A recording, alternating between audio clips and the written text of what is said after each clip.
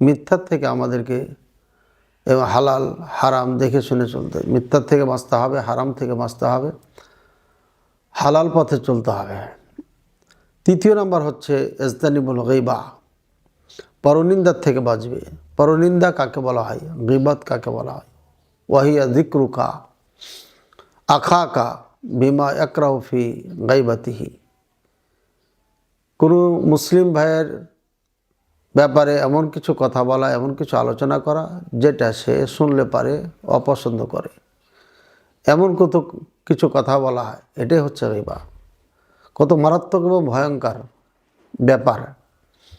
আমরা নিজের অজান্তে আমরা অনেক কিছু বলে ফেলি, কত কি বলে ফেলি একজন ভাইয়ের সম্পর্কে, কিন্তু আমরা চিন্তা করি না এটা একটা গীবাত হচ্ছে এবং পরনিন্দা হচ্ছে, যেটা কিয়ামতের দিন আল্লাহ পাক রব্বুল আলামিন ক্ষমা করবেন না যদি সে নিজে ক্ষমা না করে।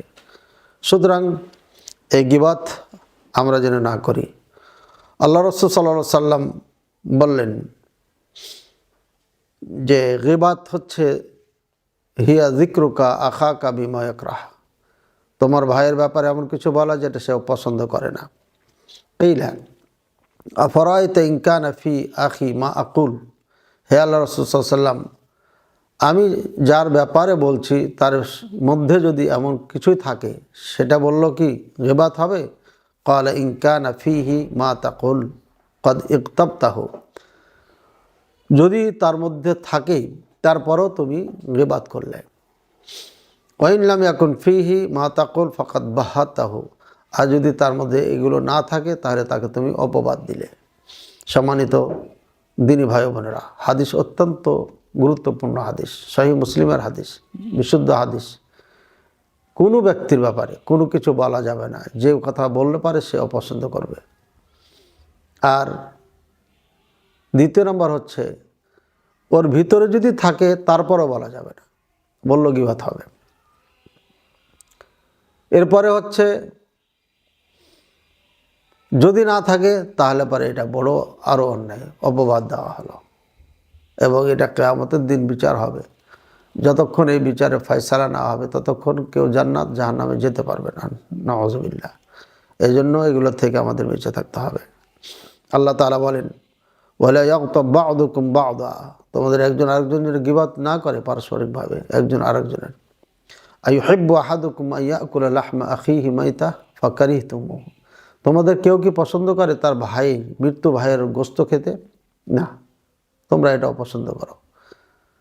অর্থাৎ গীবাত করা মৃত্যু ভাইয়ের গোশত খাওয়ার মতো, নাউযুবিল্লাহি মিন যালিক। আখবরান নবী সাল্লাল্লাহু আলাইহি ওয়াসাল্লাম আন্নাহু মাররা লাইলাতাল মি'রাজ বিকওমিন লাহুম আযফার মিন নুহাসিন ইয়াখমাশুনা বিহা উজুহাহুম ওয়া সুদুরাহুম ফাকালা মান হাউলা ইয়া জিবরিল আলাইহিস সালাম قال هؤلاء الذين يأكلون لحوم الناس ويقعون في أعراضهم রাওয়াহু আবু দাউদ। হাদিসটি আবু দাউদে আছে। রাসূলুল্লাহ সাল্লাল্লাহু আলাইহি ওয়াসাল্লাম যখন মিরাজে যান তখন এক জাতির পাশ দিয়ে অতিক্রম করছিলেন। তো তাদের বড় বড় নখ আছে, এই নখগুলোতে চেহারাকে এভাবে খালি খামচাচ্ছে, খালি ফাটতেছে, এবং তাদের সিনাগুলোকে ফাটতেছে, চেহারা এবং সিনা ফাটতেছে। আল্লাহ রাসূল সাল্লাল্লাহু আলাইহি ওয়াসাল্লাম বললেন, হে জিবরাইল আলাইহিস সালাম, এরা কারা? তখন জিবরাইল আলাইহিস সালাম উত্তর দিলেন, হাউলাইল্লাযীনা ইয়াকুলুনা লুহুমান নাস ওয়া ইয়াকাউনা ফি আওরাদিহিম, এরা হচ্ছে ওই সমস্ত মানুষ যারা মানুষের গোশত খেত এবং তাদের সম্মান নিয়ে তারা ছিনিমিনি খেলত। ভাইয়ের আমার, বোঝা যাচ্ছে যে ব্যক্তি কোনো ভাইয়ের ইজ্জত নিয়ে ছিনিমিনি, সম্মান নিয়ে ছিনিমিনি খেলবে অথবা তার ব্যাপারে এমন কিছু বলবে যেগুলো সে পছন্দ করে না, তাহলে মৃত্যু ভাইয়ের গোশত খাওয়ার মতো হলো। আর যেহেতু সে মুখ দিয়ে বলেছে আর সিনা এখান থেকে অন্তর দিয়ে কল্পনা করেছে, মুখ দিয়ে বলেছে, মাথা কাটেছে, তাই চেহারা এবং বুকে সে এভাবে খামচাইতে থাকবে, ফাটতে থাকবে, চিরতে থাকবে, নাউযুবিল্লাহি মিন যালিক। অত্র হাদিস এবং কোরআনের আয়াত দ্বারা আমরা বুঝতে পারলাম গীবাত, পরনিন্দা, এটা অত্যন্ত মারাত্মক পাপ, মহাপাপ। এটা বান্দার সাথে সম্পৃক্ত এটা বান্দা যতক্ষণ মাফ না করবে আল্লাহ মাফ করবেন না। এই জন্য আমাদেরকে সাবধান থাকতে হবে। আল্লাহ তাআলা তুমি আমাকে এবং আমাদের সকল দিনী ভাই বোনদেরকে এমন পাপ থেকে বেঁচে থাকার তৌফিক দান করুন, আমিন। চতুর্থ নম্বর হচ্ছে ওয়াজতানিবু আন-নামিমা। নামিমা আমরা বলে থাকি চুগলখড়ি ফার্সি ভাষায়, এবং এটাই বেশি চলে। নামিমা হচ্ছে হিয়া নাকলু কালামি শাখসিন ফি শাখসিন ইলাইহি লিয়ুফসিদা বাইনাহুমা। একজনের কথাকে আরেকজনকে লাগিয়ে দেওয়া, দুইজনের কথা একজন আরেকজনকে লাগানো। অর্থাৎ একজনকে যে বলছে তোমার ব্যাপারে অমুক অমুক এ কথা বলেছে, এরপরে তখন ওকে যে বলছে তোমার ব্যাপারে এমন এমন বলেছে, অর্থাৎ দুইজনের মধ্যে গণ্ডগোল লাগিয়ে দেয়, ফাসাদ সৃষ্টি করে। এটা হচ্ছে বড় কাবিরা, বড় গুনাহ, অর্থাৎ কাবিরা গুনাহ। এগুলো সবই কাবিরা গুনাহ। রাসূলুল্লাহ সাল্লাল্লাহু আলাইহি ওয়াসাল্লাম বলেন লা ইয়াদখুলুল জান্নাতা মান নাম্মাম, মুত্তাফাকুন আলাইহি, হাদিস সহিহ বুখারী এবং মুসলিমের। যে নাম্মাম চুগলখোর ব্যক্তি একজন আরেকজনের কথা লাগিয়ে বেড়ায়, অর্থাৎ যে লাগান ভিড়ান করে, এই ব্যক্তি জান্নাতে প্রবেশ করবে না। বলেন নাউযুবিল্লাহি মিন যালিক। হাদিস সহিহ বুখারীতে আছে, আল্লাহ রাসূল সাল্লাল্লাহু আলাইহি ওয়াসাল্লাম ইবনে আব্বাস রাদিয়াল্লাহু তাআলা আনহুমা বলেন মাররা নবী সাল্লাল্লাহু আলাইহি ওয়াসাল্লাম বিকবরাইন। রাসূলুল্লাহ সাল্লাল্লাহু আলাইহি ওয়াসাল্লাম দুইটি কবরের মাঝ দিয়ে অতিক্রম করছিলেন। আম্মা আহাদুহুমা ফাকানা লা ইস্তানজিহু ইন্নাহুমা লা ইউআযাবানি ওয়া মা ইউআযাবানি ফি কাবীর। আম্মা আহাদুহুমা ফাকানা লা ইস্তানজিহু মিনাল বাউলি ওয়া আম্মাল আখার ফাকানা ইয়ামশি বিন নামিমা। দুইটি মানুষের কবরই শাস্তি হচ্ছিল, কিন্তু এদের কোনো বড় পাপের কারণে শাস্তি হচ্ছিল না। বরঞ্চ একজন আপনার পেশাব যখন করত তখন সে সতর্কভাবে করতো না, ছিটে চলে আসতো, অথবা ঠিকমতো ঢিলা ব্যবহার করতো না, পানি ব্যবহার করতো না, ইত্যাদির কারণে তাকে শাস্তি দেওয়া হচ্ছে। আর একজন ছিল নামশি বিন নামিমা, সে চলতে ফিরতে মানুষের এরকম পরনিন্দা করতো, নাকি গিবায় চুগলখড়ি করতো, একজনের কথা আরেকজনকে লাগাই দিত। এই কামের কারণেই, এই অপরাধের কারণে আল্লাহ তাআলা তাকে কবরে শাস্তি দিচ্ছেন।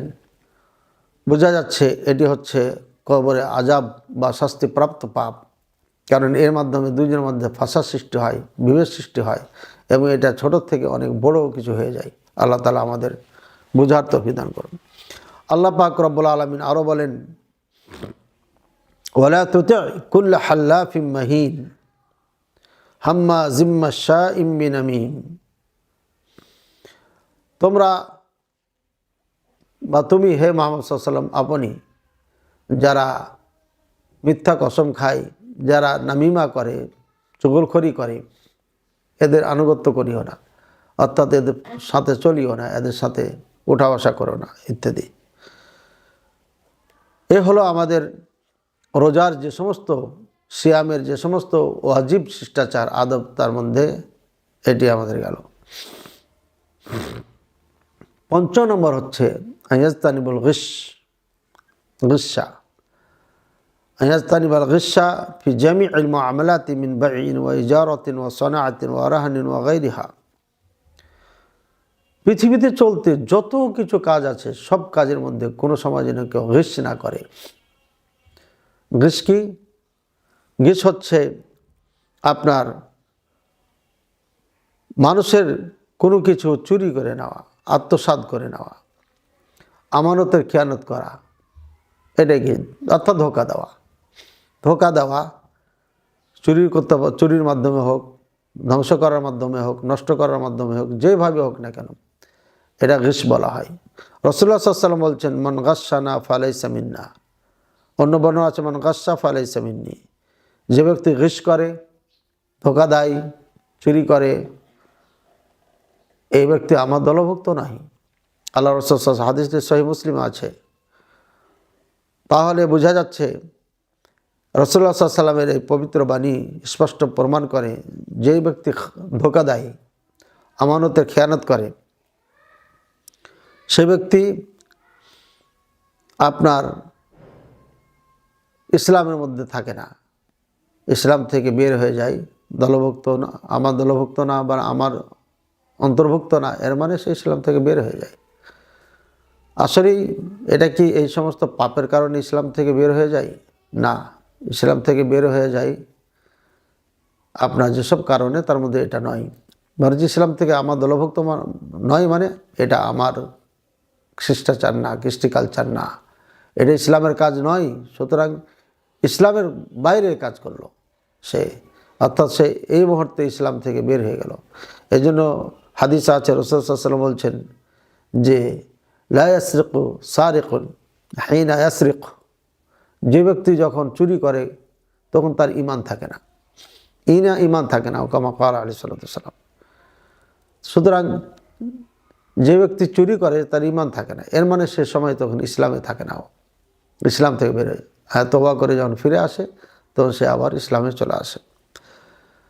৬ষ্ঠ নম্বর হচ্ছে ইজতানিবুল মাআজিফা, মাআজিব থেকে বিরত থাকবে। মাআজিব কি জিনিস? ওয়াহিয়া আলাতুল লাহবি বিজামি আনওয়াইহা, খেলাধুলার যত প্রকারের যন্ত্রাদি আছে, আসবাবপত্র আছে খেলাধুলার, যে সমস্ত খেলাধুলাতে ইসলাম সমর্থন করে না, এ সব কিছুই যারা বর্জন করবে না, তারা রোজার যে শিষ্টাচার আছে, আদাব আছে, সেটা বহির্ভূত কাজ করলো, অর্থাৎ রোজা পরিপন্থী কাজ করলো, সিয়াম পরিপন্থী কাজ করলো। বাদ্যযন্ত্র থেকে, সব থেকে, এগুলোর থেকে দূরে থাকতে হবে। আর এটা অত্যন্ত বড় মহাপাপ। আমরা দেখতেছি যারা বাদ্যযন্ত্রের সাথে সম্পৃক্ততা রাখে, গান বাজনার সাথে সম্পৃক্ততা রাখে, তাদের দুনিয়াতে শাস্তি হয়, বহুত বড় বড় রোগে আক্রান্ত হয় তারা, নাউজুবিল্লাহ, আল্লাহ তাআলা মাফ করুন। এবং তা দেখেছি যারা শিল্পী যুগে কাজ করে, জগতের সাথে জড়িত, যারা ফিল্ম জগতের সাথে জড়িত, এরা বেশিরভাগই অনেক কষ্ট এবং অনেক এক কথা সমস্যার সম্মুখীন হয়। এটা বড় একটা সমস্যা, কারণ তাদের মাধ্যমে সমাজে ফিতনা, ফাসাদ, অন্যায়, অশ্লীল, বেহায়াপনা এসবগুলো আপনার বিস্তার লাভ করে। নায়ক নায়িকাদের অশ্লীল পোশাকের কারণে যুবক যুবতীরা তাদের এই পোশাকগুলোকে অনুসরণ করতে গিয়ে আজকে বেহায়াপনা এবং নির্লজ্জতা দিন দিন বেড়ে চলেছে। আল্লাহ তাআলা আমাদের বোঝার তৌফিক দান করুন। আল্লাহ পাক রব্বুল আলামিন বলেন, ওয়া মিনান নাসি মান ইয়াশতারি লাহওয়াল হাদিস লিয়ুদিল্লা আন সাবিলিল্লাহ বিগাইরি ইলমিন ওয়া ইয়াত্তাখিযা হুজওয়া উলাইকা লাহুম আযাবুম মুহিন। সূরা লোকমানের 6 নম্বর আয়াত। আর কিছু মানুষ আছে তারা খেল তামাশার বস্তু ক্রয় করে, মানুষকে আল্লাহ রাস্তার থেকে দূরে সরিয়ে দেওয়ার জন্য, আল্লাহর পথ থেকে দূরে সরিয়ে দেওয়ার জন্য তারা করে অজ্ঞতার কারণে। ওয়ায়াত্তাখিযাহা হুজুয়া, আর এটাকে তারা ঠাট্টা মস্করার জন্য ব্যবহার করে থাকে। উলাইকা লাহুম আযাবুম মুহিন, এদের জন্য লাঞ্ছনাদায়ক আযাব রয়েছে। ভাইয়ের আমার, আজকে ফেসবুক, মোবাইল এর অন্তর্ভুক্ত, টিকটক যারা করে, নারী হোক পুরুষ হোক, এরা এদের অন্তর্ভুক্ত। এরা খেল তামাশাকে ক্রয় করে নিয়েছে, এরা এটাকে ইনকামের সোর্স হিসাবে বেছে নিয়েছে। এই জন্য এদের কঠিন শাস্তি দুনিয়াতে হবে, আখিরাতে হবে।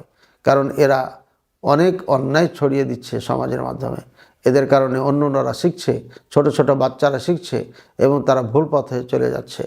এজন্য উন্নত দেশ কাফের হলো, তারা কিন্তু ফেসবুক ব্যবহার করে না, ফেসবুক পুরোপুরি তাদের নিষেধ আছে। এবং যারা ইসলাম মোটামুটি ফলো করে আরব দেশগুলোতে, সেখানেও তারা কন্ট্রোল করে, কিন্তু আমাদের বাংলাদেশে কোনো কন্ট্রোলিং নাই, একদম পুরা ফ্রি করে দেওয়া হয়েছে, যে যেমন পাচ্ছে তেমনি চলছে। নাউযুবিল্লাহি মিন যালিক। নেতাদের যারা দেশের দায়িত্বে আছেন তাদের অনেক দায়িত্ব আছে, প্রত্যেকটি নিজ নিজ দায়িত্ব জায়গা থেকে দায়িত্ব পালন না করলে কিয়ামতের দিন হিসাব দিতে হবে, আল্লাহর দরবারে দাঁড়াইতে হবে। কুল্লুকুম রাঈন ওয়া কুল্লুকুম মাসউলুন আন রাইয়াতিহি। আল্লাহ নবী সাল্লাল্লাহু আলাইহি ওয়াসাল্লাম বলেন, তোমরা প্রত্যেকে দায়িত্বশীল, আর আপনাদের সে দায়িত্ব সম্পর্কে জিজ্ঞাসা করা হবে। এমনকি গরু রাখালকে জিজ্ঞাসা করা হবে, স্ত্রীকে জিজ্ঞাসা করা হবে তোমার স্বামীর হক সম্পদ এগুলো হেফাজত করেছিল কিনা, রাজাকে জিজ্ঞাসা করা প্রজাদের হক আদায় করেছিল কিনা। প্রত্যেককে এক কথা, যে যে দায়িত্বে আসে প্রত্যেকে সে দায়িত্ব সম্পর্কে জিজ্ঞাসিত হবে। আল্লাহ তাআলা আমাদের বোঝার তৌফিক দান করুন। আল্লাহ রাসূল সাল্লাল্লাহু আলাইহি ওয়াসাল্লাম আরও বলেন, লিয়াকুনান্না মিন উম্মতি লায়াকুনান্না মিন উম্মতি আকওয়ামুন ইস্তাহিল্লুনা আল হিরা ওয়াল হারিরা ওয়াল খামরা ওয়াল মাআজিফা, রাওয়াহুল বুখারী। হাদিস সহিহ বুখারীতে আছে। রাসূলুল্লাহ সাল্লাল্লাহু আলাইহি সাল্লাম বলেন, আমার উম্মতে কিছু জাতি হবে, এরা হীরাকে হালাল করে ফেলবে, অর্থাৎ জিনাকে হারাম করে ফেলবে। নাউজুবিল্লাহ। আজকে আমরা তাই দেখতেছি। আপনাদের চলতে ফিরতে, পথে ঘাটে, রাস্তাঘাটে, গাড়িতে, পার্কে, সব জায়গাতে অন্যায় অশ্লীলতা চলছে, যেটা সম্পূর্ণ হালাল হয়ে গেছে এবং সরকারিভাবে অনেককে অনুমোদনও দেওয়া হয়েছে। আবার অনেকে আন্দোলনও করেছে এটাকে বৈধতা পাওয়ার জন্য। নাউজুবিল্লাহ সুম্মা নাউজুবিল্লাহ। তো এক জাতি আসবে, এরা এইগুলোকে, বেবিচারগুলোকে, এই বেবিচারকে, অন্যায়কে তারা হালাল বানিয়ে ফেলবে। ওয়াল হারিরা, রেশমি কাপড়, যেটা বর্তমানে আমাদের সিল্ক কাপড় বলা হয়, এটা জায়েজ নাই পুরুষদের জন্য। এই কাপড় তারা হালাল বানিয়ে ফেলবে। আর আসলে তাই, এটা রাজশাহীতে তৈরি হয় এবং এই কাপড়গুলো নারী পুরুষ সবাই ব্যবহার করছে। সুতরাং রাসূলুল্লাহ সাল্লাল্লাহু আলাইহি ওয়াসাল্লামের কথা পুরোপুরি আজকে বাস্তবে দেখা যাচ্ছে। আল্লাহ আমাদের হেফাজত করুন। ওয়াল খামরা, মদ এমনভাবে সাইলাব হয়ে গিয়েছে যে গোটা দেশব্যাপী, গোটা পৃথিবীব্যাপী এটা সাইলাব হয়ে গেছে। যে যেমন পাচ্ছে ব্যবহার করছে, খাচ্ছে। নাউজুবিল্লাহ।